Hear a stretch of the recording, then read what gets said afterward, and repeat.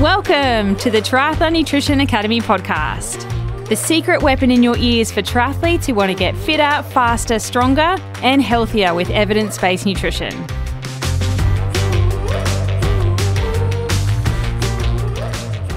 Oh, thank you for joining me, Leanne, and helping me tick over to episode 150 of the Triathlon Nutrition Academy podcast. Yeah. Yay. So Leanne is joining me today we're basically just going to pick her brain and learn from her experiences. She is an age group triathlete that has been doing triathlon for not 5, not 10, not 20, not even 25 years. She's been doing triathlon for 30 years. She did her first one when she was 17 years old, which is just crazy. So it makes her basically 21. Thank you. That's about right by my calculations. Yep. And in that time, she's done 18 full distance events, like stupid a number of Ironmans and full distance triathlons, countless 70.3s, you've lost track, marathons, you've been to worlds 5 times, 3 at the Olympic distance, 1 duathlon and 1 long distance event. So thankfully, Leanne has decided that she's happy to share all of these things with us. She is a legend. She's very open and honest and loves to help and give everyone a leg up. So you did your first full distance event back in 2001 and your most recent one was Kona 2023. You've had a huge breadth of events in that time span. Your fastest was, 12 hours? Your longest day in the office was 16 and a half hours. And that was, a race in New Zealand back in 2023, just to qualify, just to, tick a box for Kona, and you raced with COVID. Jesus. One of them, I think you said you raced pregnant even though you didn't know you were pregnant. Yes, oops. So not all have gone to plan. No, it never goes to plan. I think it's only been like once or twice that it's all lined up in every situation. Like it's not just the race, it's the injuries and the illnesses and, your family and everything. It's the day of the race is like, I'm here. There's nothing else I can do. It's actually quite nice to hear that gun go off and then, there's nothing else that you can do. So, yeah, it's definitely, it's hard to get it all right if you want to have a good day. Yeah, and you've got 3 kids now as well. So just fitting in the training for an event of that distance is hard enough, let alone, the logistics. I remember for you to actually get to Kona to do the race, the logistics of all the things you had to have lined up to have the kids looked after, the guinea pigs fed, make sure the library bag goes to school on the right day and swimming lessons are on this day, and all those logistics that go into being a full-time mum as well as trying to do full distance racing. So what are some of the lessons that you've learnt over the last 30 years that are maybe some big ticket things that could help somebody maybe looking to prepare for their first full distance or looking to iron out some of the kinks of their full distance racing? Yeah, I would say, like when you're starting out and you decide, I'm going to do this thing, you don't want to buy everything and have everything straight away because you don't know how you're going to like it or whatever. But definitely you need to get good advice from coaching and nutrition and just being consistent. Like, you might not be able to do exactly what's on the program because of various reasons, but if you just get out there and do what you can, then it's better than doing nothing. Like it's easy to lose a few sessions or have a bad, what you're eating for, on Monday or Tuesday, and then you're like, I'll just start again on the weekend or I'll start again on Monday. But no, you just have to salvage what you can. Like today I couldn't go to the squad that I love going to, but I just went and did like 25 minutes and then I came home. And I feel like that's sort of ticked the box for the day, even though it wasn't a gold medal. It was like just a little tick. So positive, pos on, I say, pos on.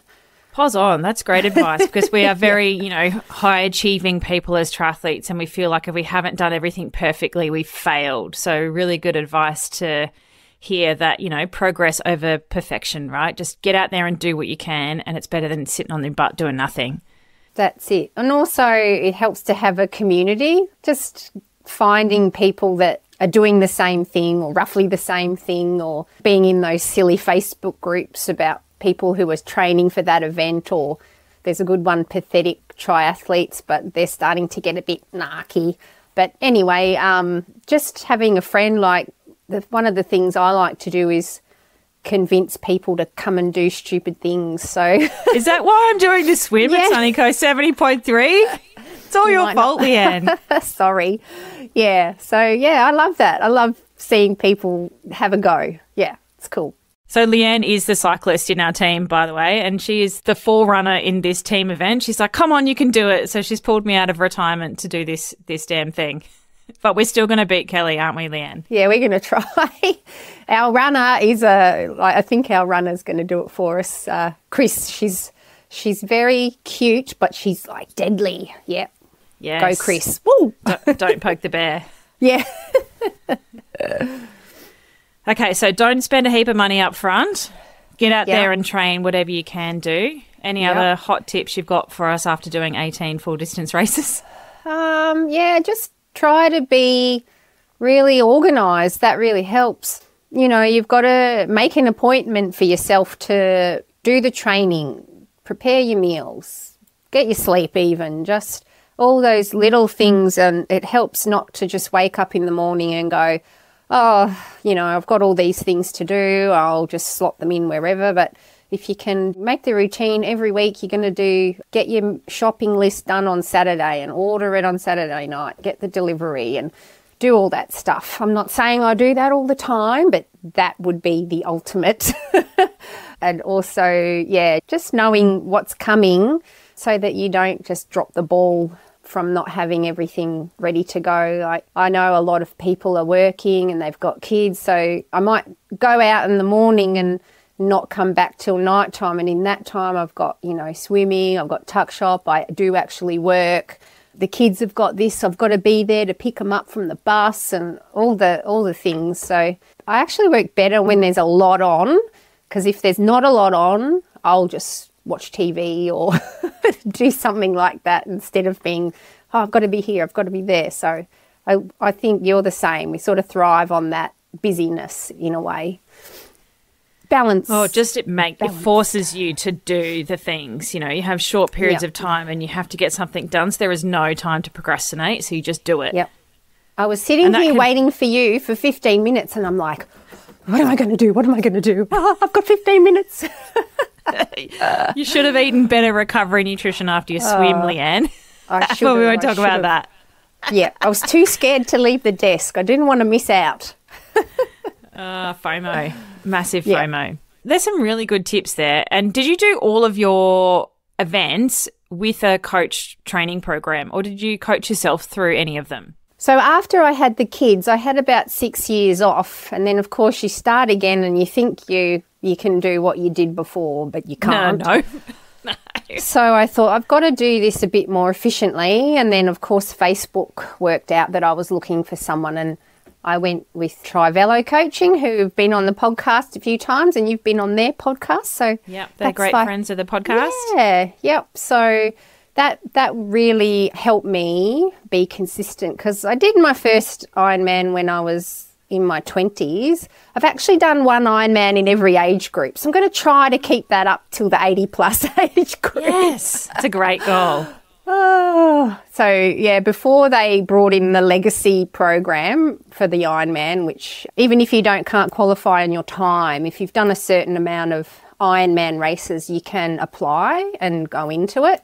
So before that came in, I thought, I'm going to have to qualify when I'm like 80 years old and everyone else has dropped out and I'm still going. But thankfully, the last CEO of Ironman bought in this thing. So yeah, so that was good. But I digress. Yeah, when I was younger doing the Ironman, you know, everyone would do their long ride on Saturday and everyone would do their run on Sunday, and I just did the same training all the time. So there wasn't any kind of periodization or changes of intensity. It was just trying to be consistent with the same effort. And it got me through because of youth. But now youth is not on my side. We need science. We need lots of expensive things and just to keep up. But yeah, I was winging it, and definitely winging it in the wrong way with nutrition. So I'm a allied health person, so I know a bit about health and science, but when I joined the Triathlon Nutrition Academy, I was just like, oh my God, what have I been doing? I've been doing it all wrong and I could do better, not just in triathlon and training, but also in life. Yay. Yeah. We only met at the end of 2022. So you'd been doing, like, I don't know how you survived 30 years of doing triathlon training to, you know, a big level without having any nutrition advice or nutrition support. So you did 16 full distance races without a race nutrition plan from... Pretty much, yeah. Like back in the day, they only had this thing called Lep and Squeezy. I don't know if you know that. That's the only carb. It was like the original gel, and it was like, you know, like a Zupa Duper. It was in that sort of clear plastic thing, and it was absolutely disgusting. I don't even know how much carb or whatever was in it, but that was the only thing, and Gatorade and water. And carb loading, I used to go the day before the race. I'll have 2 breakfasts, I'll have 2 lunches, and I'll have 2 dinners. And I just did that the day before. So that's not enough, don't we know? You know that now. Why did you decide then, after so long, to bite the bullet and go, all right, I'm actually going to invest some time and some finances into getting some nutrition support? Well, I guess the same reason why I got the coaching support. I just needed to be focused on what I was doing and efficient with my time, and having the thought process sort of taken out of it in a way, even though we have learned to think for ourselves. Just having that education, it just makes it so much easier to know, you know, I've done this training, this is what I need to eat now, this is what I'm doing tomorrow, so this is what I need to eat the night before. And I don't even really have to think about it now or worry about it, because I know I just automatically, you know, up what I'm going to eat a bit if I'm going to do this or that. And my friend actually sent me your program link quite a long time before I joined, and I was like, I ain't got no time for that. And then, I don't know, the universe just kept on hitting me with your face and your podcast, and I was like, right, it's a lot, but it's an investment, and I've got a lot more out of your program than having a bike that's worth that much more than what your program's worth. So lots of savings, yes. How much does your bike cost, Leanne? I think it was... Don't tell your husband. When I went back after my hiatus with the kids, I turned up to my first Ironman and I felt like I was riding like a little kid's bike. All the bikes had just... the technology, all the things, everybody had all the stuff, and here's me. I did have a time trial bike, but it was like one of the OG ones, and I just was like, I think I need to get a new bike. And he was like, yeah, go on, probably because he's bought 5 surfboards in the meantime. So, yeah, I was lucky enough to get a bike. But, you know, you got to ride it. I don't think it matters how expensive your bike is. No, exactly. You've got to turn that thing over. That's it. And often you see people, and this is my little thing I say, all the gear, no idea, and just, so you've got to walk the walk as well. So we still didn't talk about how much a bike costs, but moving on. I could say, so, but, you know. No, it's fine. You always want the next one. You always want the next one, so. No. I know. The addition of the superbike also, there's so many things. The technology is just getting better and better all the time as well. But yeah, moving on. Yep. So in the last, we're about 2 years actually, almost to the day. What has changed with your nutrition in the last 2 years then? I think just being aware of how much to have, and especially like on a training day, to get your body ready for that session depending on what time of the day it is. And so often it's morning, of course. I don't want to give away your secrets, of course, but just having the adequate fuel to get all the systems going was a good one for me. Yeah, you're up early. Like you get up and get it done before the kids are awake type thing. So you've got early starts. What were you doing beforehand? Were you just getting up and training? Yeah, just getting up and training. Probably would have, I don't know, have a coffee. I definitely wouldn't have a meal, like a breakfast or anything like that, and just get going, which I don't know, it's okay sometimes to do that, but you got to think of the big picture and what that's going to do for you and how you're going to recover. And yeah, it's all the little things add up. So if you kind of neglect that, you're not going to get the best out of yourself in the future. So, you know, all the fads come and go with the fasting and the blah, blah, but I think if your body needs fuel and you can't get around that anyway, or no matter what system you're using, fat or carbs or fairy dust, it's all, yeah, your body needs it. That's a good point, actually. You would have come full circle with the low carb, high fat thing like 20 or 30 years ago when it was sexy then, and it's come back around again. What other crazy things have you seen or have you dabbled with nutrition? You've done, when I first met you, actually, you were a quite low carb athlete. Yeah, I sort of followed another program. I signed up with a doctor, and this is going back before all the needles, the Ozempic and all that stuff came in. And so this person, full disclosure, I signed up for this. I wasn't coerced or anything, but he prescribed Ozempic. So saying that we've completely blown this away now, but performance, like weight and performance are not really related, at this level. And perhaps it is in marathon running or mountains, the cyclists and the tour, but not for just normal people. And, I signed up. I was like, oh, okay, this is what we're doing. I'll do it. And, of course, I lost the weight. My weight went down. But, of course, I ended up, I was like a noodle. Like I was light, but I wasn't strong. And I also got a bit unwell and that sort of thing. So I should have invested that money on that program, like going to the gym or, strength training. That would have given me much more benefit than losing body fat. So, yeah, I'm not poo-pooing anyone that wants to do that, but it was before it all took off, and it was sort of like, oh, this is what's going to happen. This is the edge of performance, but it hasn't gone that way. So I've read a little bit about it in that they're doing it in cycling, but anyway, I'm just going back to the good old carbs. I love carbs. Yum. Carbs are your friend. Yeah. When people start to realise that, the world will sort itself out, but they've just been, they're always like the devil, right? They're always the thing that as soon as somebody wants to drop some body fat, they're like, right, I'm cutting out carbs. It's like, hang on a minute. Let's be smarter than that. Like, let's not do this same shit that we've been doing forever. Actually be smart about the way that you fuel your body and what you actually put into it.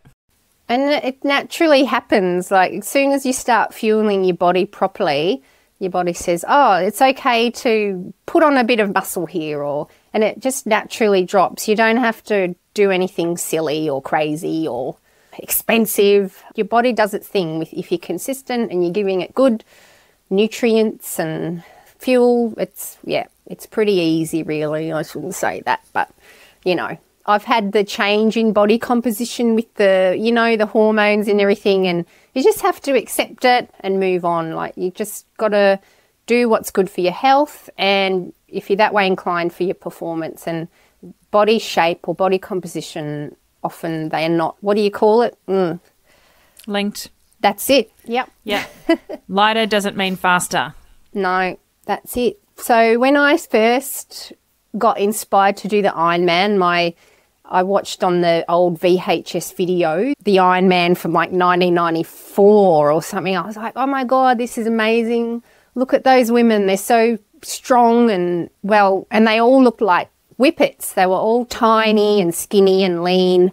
And then you fast forward to now and you look at athletes like Kat Matthews or Flora Duffy. They're all strong, and it just seems to be much more healthy. So I'm all for it. Did you see Flora Duffy in the Olympics? I know. She was like strong.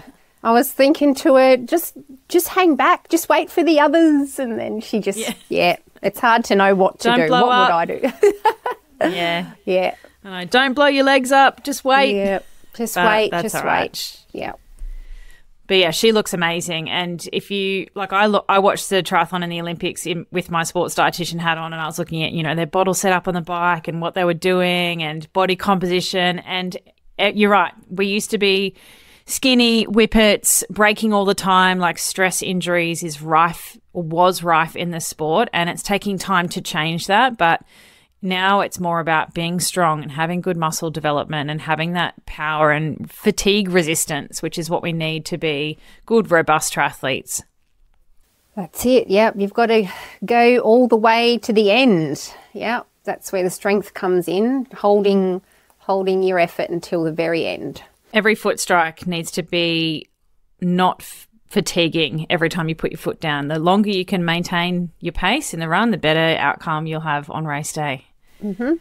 Can we talk about Kona? You know, it wasn't your ideal setup for Kona, and, you know, you may still have PTSD because you had pneumonia going in, you had a foot injury, like you just had the worst lead up to an event probably ever in your whole 30-year history of triathlon.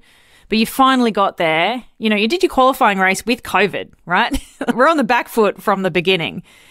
But it was the first time that you went, and what did you do to prepare yourself for Kona? Because it is a different kettle of fish. It's very much a hot race. It's humid. We have those conditions here in Australia, but not in the months leading into the event. We go through winter. So what sort of things did you do differently to prepare for your very first Kona? Yeah, well, I did actually sign up to a course about hot racing. All the science aside, it was basically just exposing yourself to heat at certain times before the actual race and acclimatising at the place if you could possibly, which for age groupers usually not. I think I got there on the Monday and the race was on Saturday, so that was the best I could do.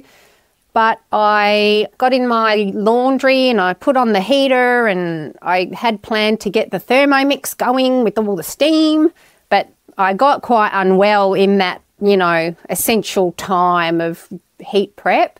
That I got a little, it's like a phone box, it's a sauna. I got a little sauna, and I was hanging out in there, and, you know, there's lots of science that shows how that changes your physiology temporarily, and that can help combat the effects of heat. But also when you're not in hot races, those changes also occur. So they're starting to use heat as an alternative to high altitude training because it sort of has that same temporary effect on your physiology. So that's what I did. And I don't know if it helped me or not, but I come from a hot place originally. So it's kind of in my bones that when it's hot, it's not too bad for me. It's like I'm not from the heights of Norway. I'm from the desert in Mildura, Victoria. So it's very hot there, very flat. There's not a hill in sight. So the heat doesn't affect me too much. But yeah, I definitely tried to prepare around the illnesses and the injuries as well. So on the day, it wasn't too bad. I just came good on the day, I think. I just wasn't trained enough for it. So would you recommend somebody lining up to do Kona to do some sort of heat training?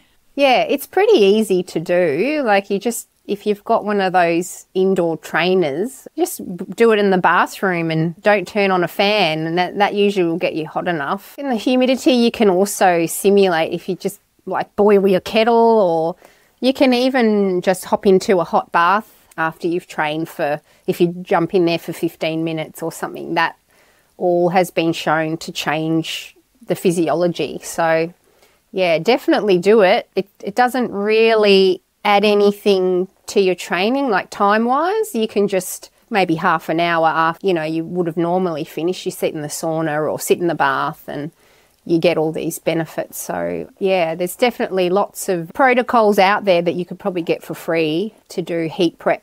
Yeah, we did an episode with Avish, the physiologist, on preparing for hot race. If you do want to dive into the archives on that one, he had some really good practical tips of all the different types of things that you could try and implement. Because you're right, getting to the race environment early is your best bet. But if you've got, full-time job, you've got family, the cost of being away from home and ACOM and all those types of things all add up really quickly when you're an age group triathlete. So there's always something that you can do. So do you want to go back and do Kona? Like, do you want to give it a nudge, try and get all your ducks in a row and go and do it again? Yeah. Yeah. I would really like to. I'd like, it is a long day for kids to come and watch something like that, but my kids are getting older now and, it would be good for them to see me actually finish. Normally they're in bed because I finish, like the ones that I've done have been a big struggle and 16 hours and all that stuff. So it would be fun to do that. And my husband's also into surfing, so we can sell it with that family holiday on the side. Yeah. So I definitely want to do it. I definitely want to try and get it much better than what I did last year, because I'd been dreaming of it for 30 years pretty much, and then it was poo. So yeah, go again. It wasn't poo. You still did an amazing effort on the day, considering everything that you had to deal with heading into that. So many people would have just pulled the pin, but you're an aggressive mongrel that you're like, nah, damn it, I paid my money, I'm going. I couldn't pull out, and I couldn't wait 2 more years. There was no way I was going to wait 2 more years. Oh, God, that would have killed me. Yeah, so I was in. I was invested. There was no going back. Yeah, and you know what you're in for now. You know the things, everything that you need to do to prepare, you've done it before, not to the best of your ability, which is frustrating, but at least you know how to set up your nutrition, how to set up your heat acclimation, all of your training. Like, you can do it. We just got to keep you from being so sick. Yeah. I think if I just went and lived in a little bubble, it'd be much better. Yeah, it's not going to happen. You got 3 little germ breeders. Yeah. Oh, the germs. So what's next for you then, Lily? I'm doing some running. I'm doing a trail run in Sydney. I just dropped back from 50 Ks to 30 Ks. That's not usually like me, but just big picture and enjoyment. Like, I'm not fit enough to do 50, and I could do it, but it wouldn't be fun. It wouldn't be nice. So I'm just going to drop back to the 30 and have a nice run around in nature. So yeah, I'm doing that. And I'm going to have a crack at the Melbourne Marathon. So the last time I ran a marathon was in about 2006, maybe. I did the New York Marathon, which was really fun. But yeah, running a marathon, I reckon, is harder than doing an Ironman. So I'm looking forward to just having a go at running a marathon without all the BS before it. I'm going to try and go for a PB, even though I got my marathon PB when I was about 25 or 26. I'm like 20 years older now. I reckon I can do it. I reckon I can give it a nudge. It's not that fast, but 4:11 is my PB. Yep, I reckon you could do it. Bit of carb loading, the right race nutrition. Yeah, I can get under 2 hours in a half Ironman distance on that run. So I reckon if everything goes all right, I could get it. Then I'm going to do the ultimate race, the Sunny Coast 70.3 team challenge, throwing down the gauntlet, going to beat all the incomers from the Triathlon Nutrition Academy. It's going to be the highlight of my year. The Americans and Canadians, because we've been smack talking so much, we have to actually beat them now. That's sort of the thing, like the triathlon community is such a cool place, and we've made lots of good friends all over the world. So, and we're going to get together. Woo! So yeah, I'm looking forward to meeting everyone in person at that event. Yeah, and hopefully more to come. So yeah, it's a good thing to have a little bit of a social thing as well as just trying to beat everybody. Yeah. Well, I've been training for you and it still hurts. I haven't swum for about 10 years and, it still hurts, but I still hold that I can beat the Canadians and the Americans. Yeah, you can do it. You can do it. Just lay it all down on the day. Woo! Yeah, funny. And are you going to be doing triathlon for another 30 plus years? Is that the goal, to be 80-something and still doing full distance racing? I hope so. Like if, I've got that goal of doing the one in every age group. So in theory, at the moment, I could I'm 47 now. If I do one when I'm 54, that's like I could wait for 7 years and do another one, and then I'll still be in that age bracket, but I'm not going to do that. I feel like if I stop, I won't be able to get going again now. I was a basketball player, so I've got this dodgy knee that only goes forward. I can't go sideways. I can only go straight. So I'm just going to ride that into the ground, however long it lasts. So yeah, I'm very lucky that I can still do what I do. So I'm like, got the gratitude and I'm not going to stop. So yeah, I was very lucky. And any last advice for people that are looking at doing full distance racing, because you've done so many, and even perhaps like getting through nutrition when you're doing such long distance events? You just got to break it down into baby steps, everything that you're doing. Like you can't just pick up a bike and go for miles, and you got to give yourself time as well. Like I listen to the Trivelo podcast, and they often get people come to them and they say, oh, I want to do an Ironman in 3 months. Like, oh, it's almost impossible. You've kind of got to give yourself at least a year. So it is a long-term goal, long-term commitment. So you just sort of have to get your head around that and be patient, because it's the long game. And as far as nutrition, like you definitely have to practice what you're going to do. Like even with all the advice that you've given me, on the day of the Ironman, I didn't do right on the bike somehow, because later on I got really sore tummy, and I think that was to do with me being unwell in the lead up and not practicing at the intensity that I was going to be going at. Not that I'm a high intensity gal, I'm a slow burn, but across all those hours you have to have faith that your stomach is going to be happy to have all that fuel going in. And I think I overdid it, and I also made a bit of a schoolboy error. I didn't have any water in my front bottle on my bike, and everything else I had was like concentrated carb, so that I didn't have to stop and fill up any bottles. So by the time I was able to get just normal water, it was about 20 Ks in. So I had to like drink my drinks that I had that were super concentrated carbs for hydration, and I came undone with that. So you got to practice and make sure that what you're doing is going to work on the day. Yeah, good tip. Good tip. Any last tips also, because I know that there's probably some mums listening that are like, how the hell do you do it, Leanne? You've got 3 kids, you work, you do full distance training. Any advice for the women out there that are like, holy shit, lady, you're amazing? Yeah. Well, if you can outsource anything and everything, that's really helpful. So I have got a friend who comes and does housework for me. She does 6 hours a week. That 6 hours would take me 10 hours because I would stop and do this and do that. So having support is a huge thing. Like, you wouldn't be able to do it without extra help. And you just have to let stuff go as well. Like, you've got to learn to say no.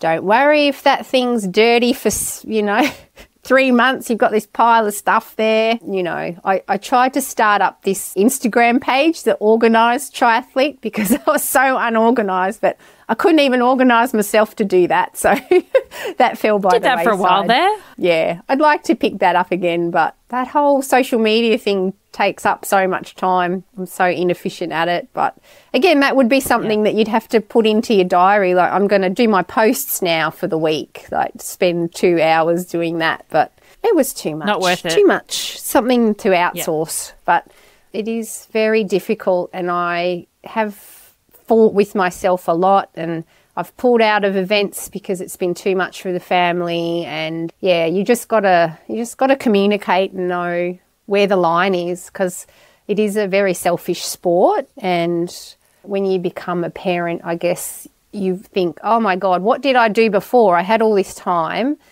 and now it feels like, how can I do this? But yeah, you've just got to lay it all out on the table and make sure that everyone's on board, because if you don't, you have blow-ups pretty quickly. So, yeah. Good luck. Well, I think you're amazing. What you fit into, 24 hours is amazing. And the things that you achieve, like you're very much a quiet little achiever. I'm not sure if you've picked that up by listening to Leanne, but she's very much a quiet achiever. And you wouldn't know from talking to her that she's done 18 full distance events either. Pretty much one every year except for those kid break years.